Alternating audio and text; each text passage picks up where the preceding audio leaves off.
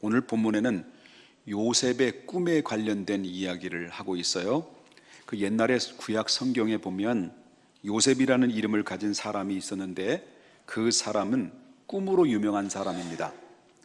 그러나 이 사람은 구약에 나오는 이 요셉은 야곱의 12번째 아들입니다. 그 12번째 아들로서 태어나 어린 시절부터 그는 늘 꿈을 꾸며 살았어요. 그런데 오늘 본문에도 똑같은 이름이 나오는데 구약의 요셉과 오늘 본문에 나온 요셉과 동일한 그런 이름을 가지고 있는 사람이 나와요.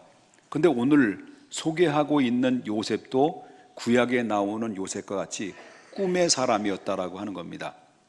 그러나 이 두 사람의 꿈에는 공통점이 있어요. 그 공통점이 바로 뭐냐면 이 꿈들이 전부 다 비현실적이고 황당한 꿈이라는 사실이에요. 근데 더 놀라운 것, 더 황당한 것은 이 황당한 꿈들이 황당하게도 다 성취되었다라고 하는 것입니다. 이게 특징이라고 하는 거죠. 오늘 본문은 이렇게 소개하고 있어요. 요셉의 직업은 목수였습니다. 그런데 요셉은 일손을 다 이렇게 멈추고 난 다음에 한밤중에 잠을 자다가 꿈을 꾸게 됐어요. 역시 요셉은 어떤 사람이라고요? 꿈의 사람이에요. 잠만 잤다면 꿈의 사람인데 이 꿈을 또 꾸게 됐어요. 그런데 옛날에 꿈을 꾸는 것과는 달리 이번에 꿈을 꾸었던 꿈은 예상치가 않는 꿈이었어요. 누가 나타나냐면 천사가 나타난 거예요. 천사가 나타나가지고 예수님의 탄생의 소식을 알려줬습니다. 그렇다면 요셉이 어떤 꿈을 꾸었고 그 꿈에 대해서 어떤 반응을 가지고 그 대처를 했는지에 대해서는 이 말씀을 이해하고 좀 쉽게 이해하기 위해서는 지난주에 들려줬던 하나님의 말씀을 조금 이렇게 반복적인 말씀으로 다시 한번 들어볼 필요성이 있다라고 하는 거죠. 그렇다면 자, 지금으로부터 2000년 전에 이스라엘의 결혼 예식의 법은 바로 부모님들에 의해서 자식이 결혼이 결정되어 있습니다. 자식들이 아무리 갑순이와 갑돌이가 서로 사랑을 하더라도 부모가 허락이 하지 않으면 서로 결국 혼인이 될 수 없는 것입니다. 그만큼 절대권을 누가 가지고 있냐면 부모님들이 갖고 있었다라고 하는 것입니다. 그런데 양가 부모님이 서로 혼인이 결정이 되면 그때 당시 여자는 신부들은 약 12살부터 15살 그 사이에 약혼을 한다라고 하는 것입니다. 근데 오늘 본문에 나오는 요셉이라는 주인공도 양가의 부모님의 결정에 의해서 바로 약 13살 정도밖에 안 되는 그 소녀 마리아를 데려왔습니다. 그리고 마리아와 약혼을 하게 되었습니다. 이 두 사람은 증인들이 보는 그런 가운데서 결혼하기로 약속을 하고, 그리고 이제 약혼남이 약혼 여인 마리아에게 이제 약속의 선물을 주죠. 다시 말한다면 예물을 전달합니다. 그 예물을 전달하면 곧바로 신부의 아버지가 신부가 결혼할 수 있는 지찬금을 신랑에게 줍니다. 이게 바로 이스라엘의 전통법이었습니다. 그 문제는 바로 뭐냐면 2000년 전에 이스라엘 약혼이라고 하는 것은 결혼만큼이나 법적인 구속력을 가지고 있어요. 그럼 뭘 보면 아냐면 이제 19절에 보면 나옵니다. 19절에 보니까 뭐라고 나오냐면 그의 뭐라고 그래요? 남편 요셉이라는 말이 나와요. 그의 남편 요셉. 그러면 여기서 이 요셉을 소개할 때 어떻게 요셉을 소개를 하냐면 그의 약혼자라는 말이 안 나오고 그의 아예 뭐라고 나와요? 남편이라는 말이 언급돼요. 그럼 그 당시에 일단 약혼을 하게 되면 이게 먼저 법적으로 이제 그 남편이 된다는 의미예요. 약혼을 하게 되면 그 여자는 법적으로 아내가 된다는 이야기예요. 만약에 약혼을 했는데 약혼자 중에서 원치 않게 한 사람이 세상을 떠나게 되면 그 사람은, 남아있는 사람은 뭐가 되어버립니까? 과부나 호라비가 되는 거예요. 이게 바로 그만큼 이 호라비나 과부라는 명칭이 붙여주기 때문에 만약에 약혼이 이제 깨질 수 있는 파혼이 된다라고 한 정도면 파경 정도가 아니라 이 파혼 정도가 아니라 이혼이 될 만큼 그만큼 약혼이라는 것은 구속력을 그만 가지고 있다라고 하는 거죠. 그럼 약혼부터 결혼할 때까지는 어느 정도 시간이 걸리냐면 약 1년 정도의 준비 기간이 필요합니다. 그 당시에 혼전, 순교를 유난히 강조했던 유대 관습을 따르면은 비록 약혼을 했다 할지라도 서로 동침할 수가 없어요. 떨어져서 서로 1년 동안 동정남과 동정여로 지내면서 결혼을 준비할 수 있는 일들을 전부 다 준비하고 난 다음에 1년이 지나게 되면 그때 비로소 신랑과 신부가 신방을 꾸며 정식적으로 결혼 생활을 하게 되어 있습니다. 이게 바로 아랍의 그 팔레스타인의 전통 유대의 그 결혼법이라고 하는 거죠. 자, 이렇게 이와 마찬가지로 요셉과 마리아가 약혼을 했는데 약혼한 요셉과 다시 말한다면 약혼한 요셉과 마리아의 사이에 오늘 본문에 보면 털커덕 문제가 발생된 거예요. 그 문제가 발생됐는데 그 문제는 바로 뭐냐면 요셉이 아직 약혼한 상태에 놓여 있고 동거도 하지 않는 상태에 있는데 마리아가 덜컥 그냥 임신을 해버린 거예요. 그러니까 요셉이 이 사실을 알게 된 거예요. 동침한 적도 없어요. 동거한 적도 없어요. 근데 임신해버린 거예요. 누가? 마리아가. 그러니까 요셉이 그 상황을 알고 난 이후에 얼마나 놀랐을까요? 얼마나 당황했을까요? 그 충격과 배신감은 이루 말할 수가 없는 거죠. 분명히 마리아하고 동침한 적도 없어요. 마리아도 본인이 이야기하기를 내가 남자를 가까이 하지 않았는데 어찌 이런 일이 있을 수 있습니까? 라고 가브리엘 천사장에게 이렇게 반문을 했을 정도로 마리아도 처녀예요. 남자를 가까이 하지 않는 처녀인데 그런데 임신했다는 거예요.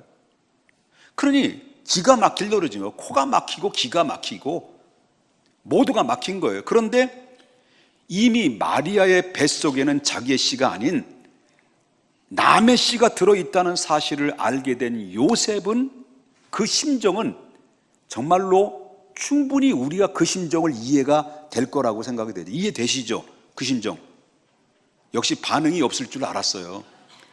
아마 우리 교회 성도들은 집에서 아마 반응할 거예요. 아, 그랬었구나 라고 했을 거예요. 이해되잖아요. 그죠? 만약에 예를 들어서 그런 일이 우리가 그런 일을 당했다. 여러분 기분 나빠요? 기분 나빠요? 기분 나쁘죠. 겁나게 나쁘죠.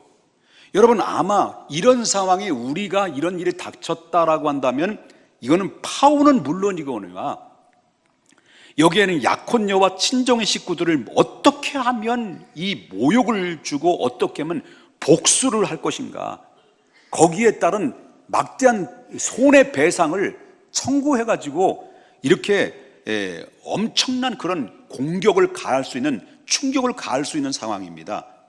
그런데 또 세상 사람들로부터 약혼한 여자가 임신했다라고 하는 그 소식을 바로 이제 알려지게 되면 요셉을 바라보는 눈총은 뻔한 거예요. 말할 수 없을 거예요. 저 등신, 아이고 저 병신, 쪼다, 이 빠가야로 뭐 등등 별 비난의 소리들이 들려올 거라고 하는 거예요. 그렇지 않아요? 그렇게 생각하지 않습니까? 또 반응이 없을 줄 알았어요. 자, 거기서 끝나는 게 아니에요. 거기서 끝나는 게 아니에요. 약혼 왔는데 임신 딱 했다. 그러면 그런 상황이 일어날 때 율법이라는 것에 정한 대로 한다고 한다면 마리아는 어떻게 됩니까? 신명기 22장의 말씀에 근거해서 사람들로부터 길거리로 끌려 나와요. 끌려 나와서 바로 투석, 소위 말하면 돌을 사람들이 던져서 투석형으로 결국 사형에 죽을 수밖에 없는 상황에 놓여 있어요. 처형당할 수밖에 없는 상황이에요. 이게 바로 율법에 얻어지는 처형의 방법이죠. 자, 이런 상황이 놓여 있는데 기가 막히고 코가 막히는 일들이 벌어지고 있을 때, 그렇다면 마리아가 임신했다는 사실을 알게 된 요셉은 이런 문제를 과연 어떻게 해결했을까라고 하는 거예요. 이런 문제를 어떻게 해결했을까요? 그 말씀이 19절에서 이렇게 이야기합니다. 19절을 한번 보겠습니다. 19절에 그의 남편 요셉은 어떤 사람이라고요? 의로운 사람이라 했습니다. 그런데 의로운 그 사람이 그를, 마리아를 어떻게 했다는 거예요? 드러내지 아니하고 어떻게? 가만히 끊고자 했다는 거예요. 드러내지 않고 가만히 끊고자. 그렇다면 이 요셉은 괜찮은 사람이에요? 좋은 사람이에요? 괜찮은 사람도 되고 좋은 사람도 되는 거예요. 그런데 이 사람은 어떤 사람? 그 전에 가만히 끊고자 하기 이전에 이 사람은 어떤 사람이라고 소개하고 있어요? 의로운 사람이었습니다. 자, 그렇다면 그 다음 여기서 보면 이 마리아에 대한 그런 이 정말 그 만천하에 드러내지 아니하고 가만히 정리하고자 했다라고 하는데, 그런데 여기 앞에 나오는 말씀, 여기 보면 의로운 사람이라는 말씀과 그 다음에 가만히 끊고자라고 하는 이 말씀은 이 실질적으로 깊이 따져보고 들어가다 보면 맞지 않는 얘기예요. 왜 맞지 않는 얘기일까요? 여러분, 우리가 생각하는 사람이 정의라고 하는 거, 의라고 하는 게 뭘까요? 세상의 관점에서 의라고 하는 상황에 이르를 때, 약혼한 여자가 임신을 딱 했다면 정의로운 입장에서 볼 때 분명히 의로운 사람이라 했잖아요. 이 정의로운 상황으로 볼 때 이렇게 정말 그 숨겨진 이 그 불의를 온갖 상상력을 다 동원해 가지고 이 폭로하게 될 것이고, 그리고 이 적폐청산이라는 명명하에 이 보복과 심판의 칼로 쳐내는 이 사람들을 가지고 뭐라고 말합니까? 정의의 사람이다. 그 정의에 불타는 사람이다. 이렇게 얘기할 수 있어요. 그런데 이렇게 의롭다고 하는 요셉의 행동을 보면 좀 이해가 안 되는 거예요. 정의로운 사람인데 분명히 마리아 잉태한 사실을 알았어요. 알고 있으면서도 불구하고 요셉은 조용히 끊고자 했다는 거예요. 여기서 이 한 가지 우리가 알 수 있는 것은 바로 뭐냐면, 성경에서 말하는 이 의와 그 다음에 세상에서 말하는 의는 다르다는 것을 우리가 발견하게 되죠. 여러분, 세상의 관점에서 볼 때는 마음에서 어떻습니까? 이런 상황이 되면 부글부글 끓고 분노와 복수의 칼을 갈고 적당히 합리화시켜서 정당화시켜서 처형시키는 것이 이게 바로 정의입니다. 그런데 요셉은 그렇지 않았다라고 하는 거예요. 요셉은 마리아를 사랑했어요. 그리고 그 마리아의 인격을 존중했어요. 그리고 마리아를 불쌍히 여겼어요. 이 착한 마리아에게 상처를 안겨주고 싶으나 수치심을 안겨주고 싶은 마음이 털끝만큼도 없었어요. 그냥 나 하나 손해만 보면 되지 뭐, 이렇게 했다는 거예요. 그래서 이 마리아를 살릴 수 있는 방법은 아무도 모르게, 아무도 알지는 않는 가운데서 조용히 마리아와 정리를 하려고 했던 거예요. 이게 바로 요셉이었습니다. 요셉이 좋은 사람이에요? 괜찮은 사람이에요? 괜찮은 사람도 되고 좋은 사람도 된다는 거죠. 자, 그런데 그날 밤이었어요. 요셉은 마리아와 약혼 관계를 조용히 정리하려고 할 그때에 요셉이 잠을 자다가 천사가 나타나가지고 천사가 꿈속에서 그에게 전해주는 말이 있었습니다. 근데 아주 중요한 사실 하나를 전달해 주는데, 그 중요한 사실 하나가 바로 뭐냐면 여러분이 함께 읽었던 20절에서 그렇게 이야기를 합니다. 20절에 뭐라고 얘기합니까? 이 일을 생각할 때 주의 사자가 현몽하여 이르되, 다 같이 읽겠습니다. 다윗의 자손 요셉아, 내 아내 마리아 데려오기를 무서워하지 말라. 그에게 잉태된 자는 뭐로? 성령으로 된 것이니라. 그 얘기를 하는 거예요. 자, 마리아가 가진 이 아이는 사람과 사람의 관계를 통해서 잉태된 것이 아니라 어떻습니까? 성령으로 잉태됐다. 성령으로 잉태된 그 아이다라고 하는 것을 이야기하고 있어요. 즉 다시 말한다면 하나님의 아들이 이 땅에 사람의 몸으로 오셨다라는 말씀을 바로 요셉에게 알려준 이야기예요. 그리고 이 아이를 낳으면 이 천사가 뭐라고 말하냐면 두 가지 이름을 붙이라고 명령해요. 또 아주 상세하게 두 가지 이름을 붙이라는 명령을 했는데 그 중에 첫 번째 이름을 여러분 함께 읽었던 21절에 그렇게 이야기합니다. 아들을 낳으리니 아들 낳으면 그 이름을 뭐라고 붙이라는 거예요? 예수라고 하라. 이렇게 붙이라는 거예요. 그러면 예수라고 하는 이름의 뜻이 뭐냐는 거예요. 예수라는 이름이 그 뜻이 뭐예요? 그 후반에 나오는 말씀 뭡니까? 자기 백성을 죄에서 구원할 자. 그럼 예수님이 이 땅에 오신 목적이 무엇인지 아시죠? 그러면 하나님께서 왜 예수를 이 땅에 사람의 몸을 가지고 이 땅에 보내셨느냐? 그 이유는 하나님이 예수님을 이 땅에 성령으로 마리아에게 잉태해서 이 땅에 탄생하게 한 근본적인 목적은 자기 백성을 그들의 죄에서 구원하시기 위해서. 집에서 아멘 할 거죠? 하나님이 예수를 왜 이 땅에 보내셨느냐? 동정녀 마리아에게 성령으로 잉태하게 해서 사람의 몸으로 이 땅에 태어나게 하셨느냐? 그 이유는 자기 백성을 그들의 죄에서 구원하기 위해서. 저 시간 많습니다. 자, 그렇다면 우리가 살고 있는 이 세상은 과연 어떤 세상일까요? 저와 여러분이 지금 살고 있는 세상, 의로운 세상입니까? 죄가 많은 세상입니까? 지금 우리 주변의 삶을 살아가는데 내 자신이 의롭게 살기를 원해요? 더럽게 살기를 원해요? 의롭게 살기를 원하는데, 그런데 물어보겠습니다. 의롭게 사라집니까? 아니면 더럽게 사라집니까? 의로움보다도 참 내 꼬라지를 보면 참 더럽다라는 생각이 들지 않아요? 내 양심의 소리가 콕콕 찔러.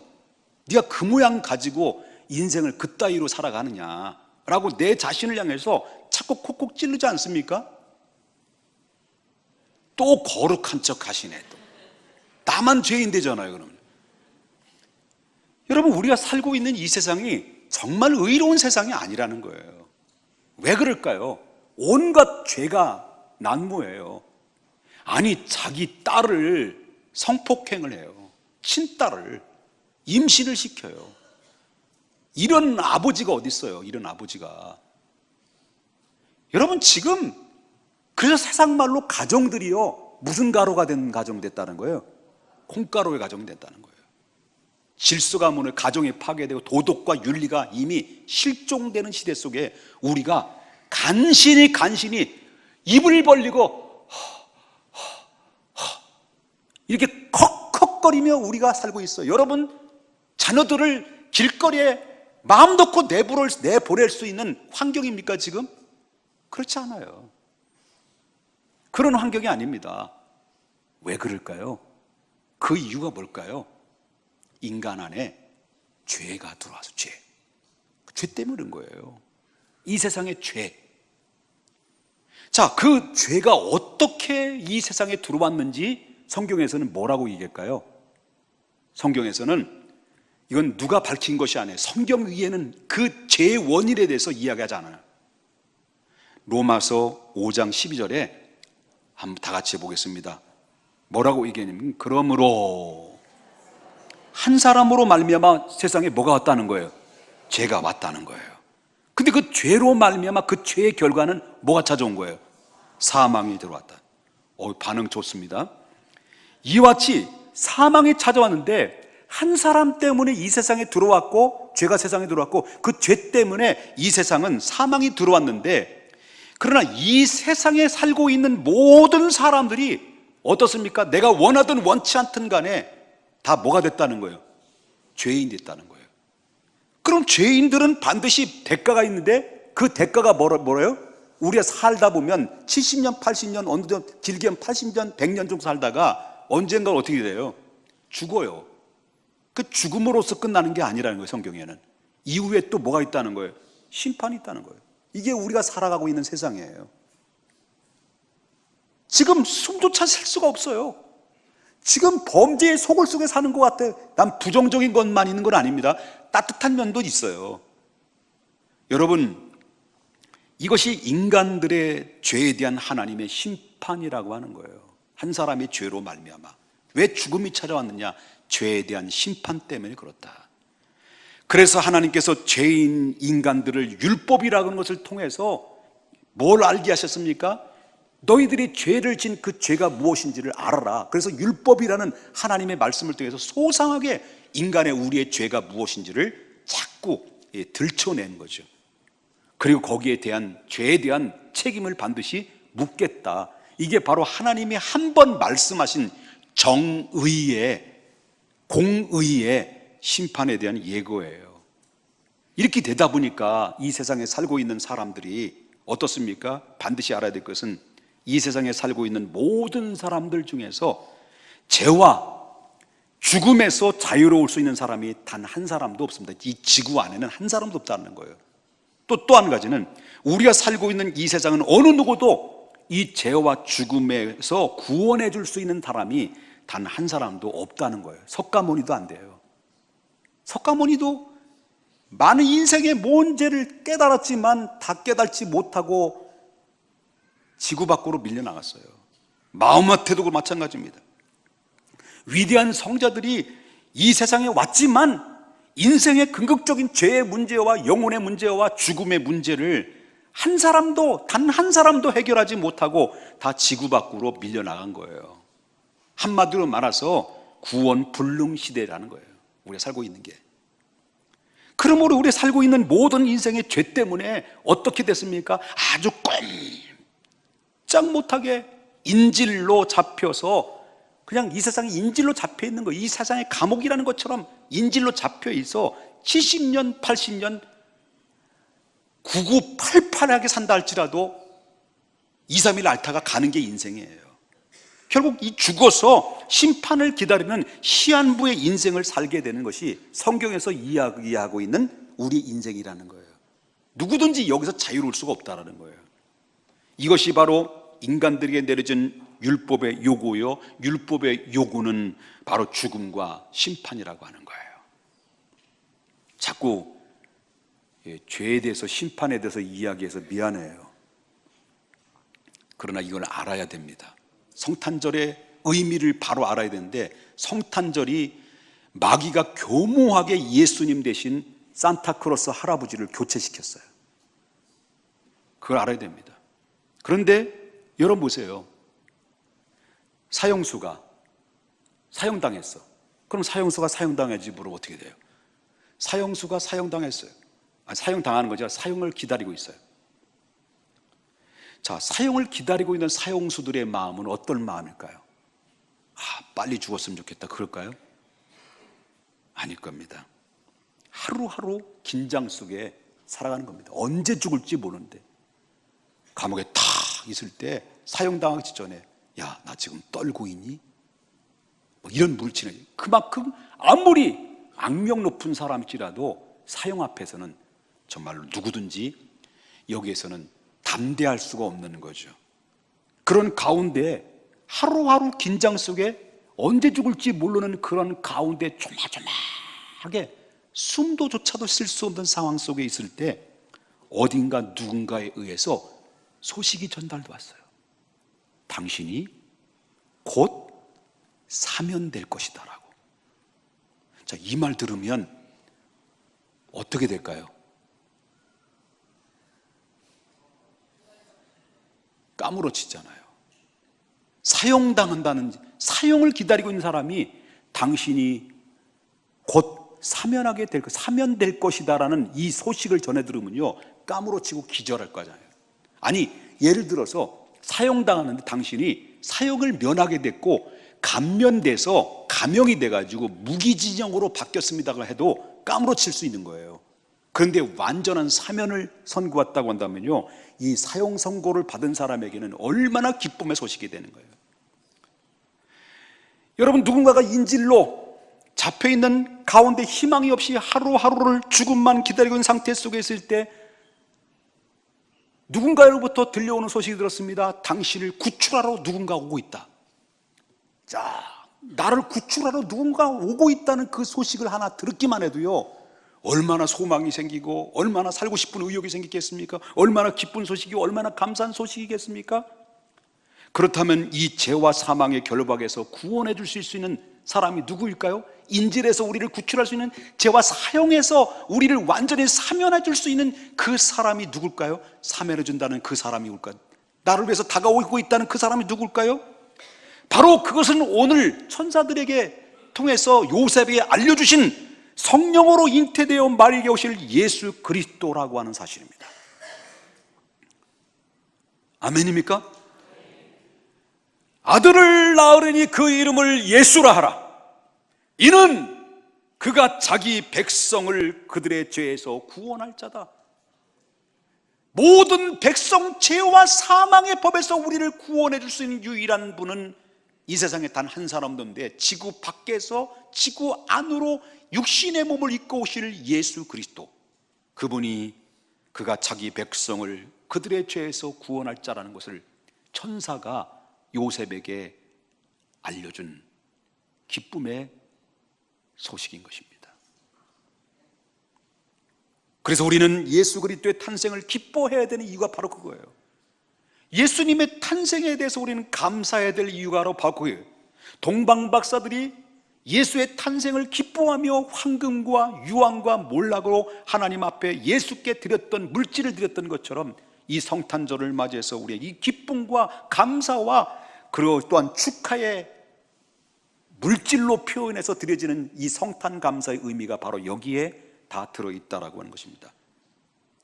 예수님은 우연히 오신 분이 결코 아닙니다.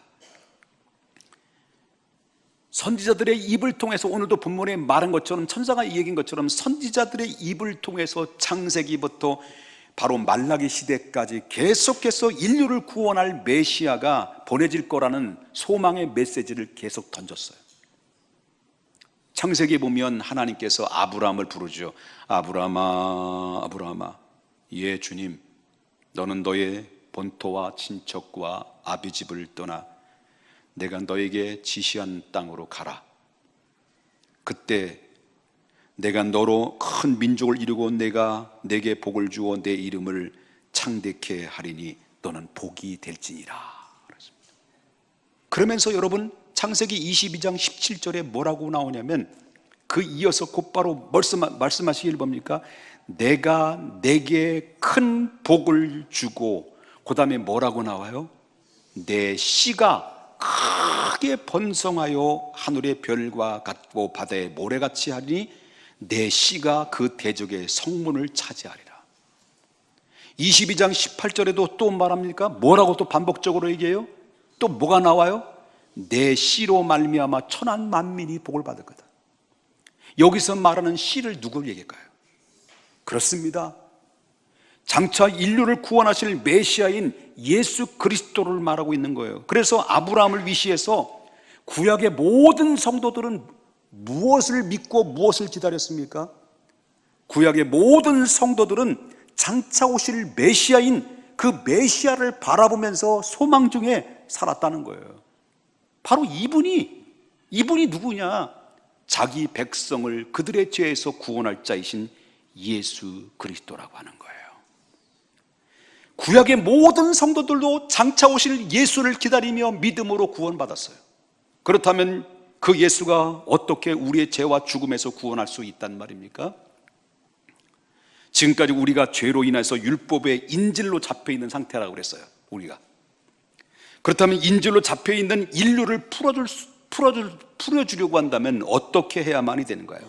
그것은 바로 하나님의 공의의 심판의 율법의 요구를 들어줘야 됩니다. 그것은 누군가가 그 인질로 잡혀있는, 죄 때문에 인질로 잡혀있는, 죽을 수밖에 없는 그 사람들의 몸값을 대신 치러줘야 돼요. 속량해줘야 돼요. 그렇지 않으면 방법이 없어요. 이게 바로 율법의 요구예요. 인류의 백성들을 구원하고 싶으냐? 그럼 몸값 내놓으라는 거예요. 이게 바로 율법의 요구예요. 근데 문제는 이 세상의 모든 사람들 중에 인류의 죄에 대해서 구원할 만한 단 한 사람도 없어요. 그렇다면 방법이 딱 한 가지 있어요. 그게 뭘까요? 하나님의 마음을 돌이키면 되는 거예요. 하나님 한 번만 죄를 딱 눈 감아주시면 돼요. 근데 하나님은 어떤 하나님이에요? 공의의 하나님이에요. 거룩하신 하나님이에요. 죄를 용납할 수 없는 거예요. 공의로우신 분이기 때문에 한 번 정한 율법은 절대로 하늘이 두 조각이 나도 변개될 수 없는 거예요. 죄에 대한 심판을 반드시 묻겠다는 게 하나님의 결정이에요. 이것이 율법의 요구예요. 그렇다면 희망이 없는 거예요. 방법이 없는 거예요. 근데 놀라운 희망이 생겼어요. 놀라운 희망이 생긴 것은 바로 뭐냐면 그건 다름이 아니라 창세 전부터 하나님의 품속에 계셨던 분이 있죠. 창세 전부터 하나님의 품속에 계셨던 분이 누구예요? 예수 그리스도예요. 그 예수 그리스도께서 하나님께 말씀드립니다. 간청합니다.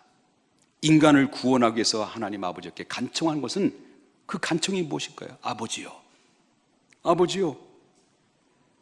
인간들의 죄 때문에 스스로 죄의 문제와 영혼의 문제와 죽음의 문제를 해결할 수 없는 그들을 위해서 인간들을 살려줄 수 있는 길을 위해서 내가 세상에 내려가겠습니다. 나를 보내주십시오. 그래서 저들의 죄에 대한 몸값을 치르고 내가 다시 올라오겠습니다. 허락하십시오. 결국은 뭐 어떻습니까? 그 아들의 요청을, 아들의 간청을 하나님이 그 뜻을 받아들였어요. 그래서 여러분 알다시피 매일매일 다 주기도문으로 하나님 앞에 외치는 그 기도문 중에서 어떤 말씀이 있습니까? 예수님이 가르쳤던 기도가 어떤 말씀이 있습니까? 뜻이 하늘에서 이루신 뜻이 뭐예요? 이 땅에서 이루어질 뜻이 뭐예요? 죄와, 다시 말한다면 자기 백성을 죄 가운데서 구원하실 그 거룩하신 뜻을 이미 하늘에서 아들을 통해서 계획하시고 이루셨다는 얘기예요. 이해되셨으면 아멘 하십시다. 그래서 그 뜻을 하늘에서 정하신 것처럼 이 땅에서 이루시기 위해서 예수 그리스도를 율법의 요구의 공의 심판의 자리에 스스로 당신이 스스로 올라가신 거예요. 겟세마네 올라가셨습니다. 일부러 잡히셨습니다. 그리고 십자가 일부러 못 박혀 돌아가셨습니다. 이게 인류를 향한 십자가의 대속의 피요 속량이에요. 속량. 여러분, 그래서 성경에는 예수님께서 이 땅에 오신 목적, 분명한 목적을 스스로 이야기를 했습니다. 인자가 온 것은 섬김을 받으러 온 것이 아니라 도리어 섬기려고 하여 자기 목숨을 많은 사람의 대속물로 주려 합니다. 이게 마태복음 20장 28절의 말씀입니다. 갈라디아서 1장 4절에 말하기를 뭐랍니까? 그리스도께서 하나님 곧 우리 아버지의 뜻을 따라 이 악한 세대에서 우리를 건지시려고 우리 죄를 어떻게 했다는 거예요? 대속하기 위해서 자기 몸을 주셨다는 거예요. 내가 받아야 될 대값을 대신 대속해 주셨다. 디모데전서 2장 6절에 말하기를 그가 모든 사람을 위해서 자기를 뭘로 주셨다고요? 대속물로 주셨다. 베드로전서 1장 8절에 너희 조상이 물려준 헛된 행실, 내가 원하지 않든 내 부모로부터 내 조상으로부터 헛된 행실을 물려줬다는 거예요. 우리가 대물림 받은 거예요. 이 대물림 행실을 대속함을 받은 것으로 말미암아 우리가 거기서 속량함을 얻었다라고 얘기해요. 그것이 바로 십자가의 죽으심이라는 거예요. 그래서 자신의 몸을 십자가에 내주는 대신 우리를 건져주시고 이 땅의 동정녀에게 성령으로 잉태해 오신 분이 누구냐? 예수 그리스도라고 하는 겁니다. 성경은 예수 그리스도에 대해서 무엇라고 얘기합니까?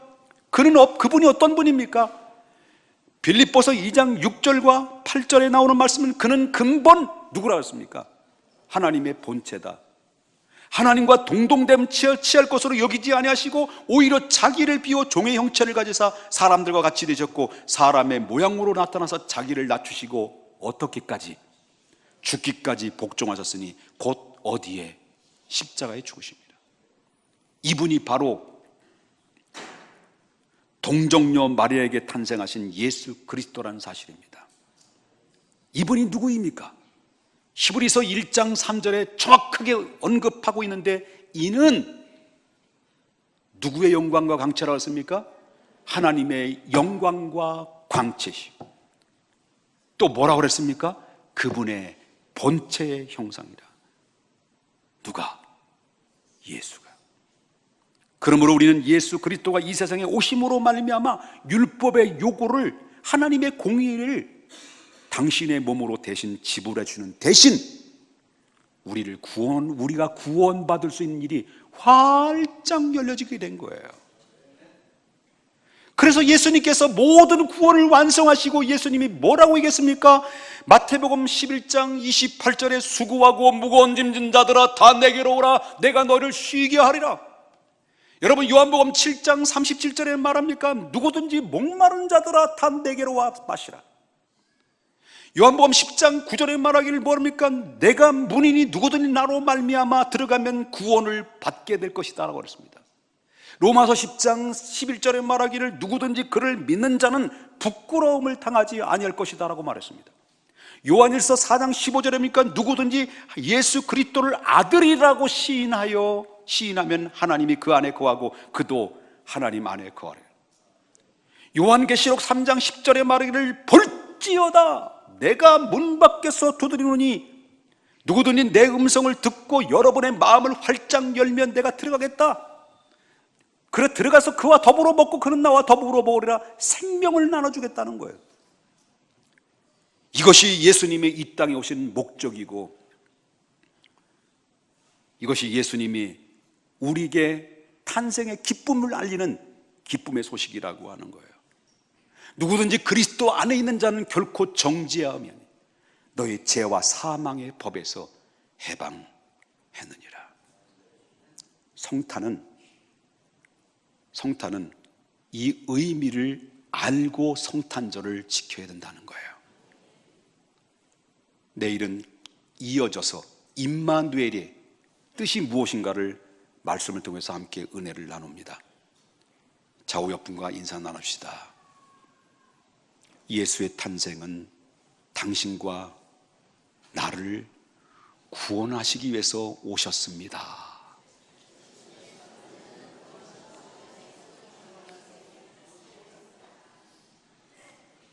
징글배 징그럽게 좀 부르지 말아요. 그게 성탄절의 의미가 아닙니다.